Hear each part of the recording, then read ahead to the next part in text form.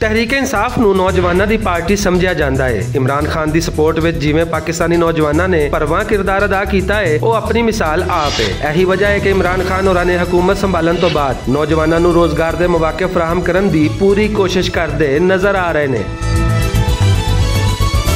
वज़ीर आज़म इमरान खान ने हुण पॉलिसी साजी विच भी नौजवानों को शामिल करने का फैसला किया है, जिहदे तहत एक यूथ कौंसल बनाई जा रही है, जिहड़ी मुल्क भर के मुख्तलिफ शोबियां विच कामयाबियां हासिल करने वाले 22 नौजवानों ते मुश्तमिल होवेगी। इस कौंसल के पैटर्न इन चीफ वज़ीर आज़म पाकिस्तान होणगे। नौजवानों की यह कौंसल मुख्तलिफ शोबियां विच पॉलिसी साजी लई हुकूमत नूं अपने मशवरे देने दे नाल-नाल बेरोजगारी के खात्मे, तालीम, सेहत ते दूजे कई अहम शोबियां विच इस्लाहात लियाउण वास्ते अपने विचार साझे करेगी। वज़ीर आज़म के इस फैसले यकीनी तौर पर मुल्क के नौजवानों में एतमाद की फिजा पैदा होगी ते माशरे का सब तो अहम ते वड्डा हिस्सा यानी नौजवान हुकूमती पॉलिसी के हिस्सेदार बन सकेंगे।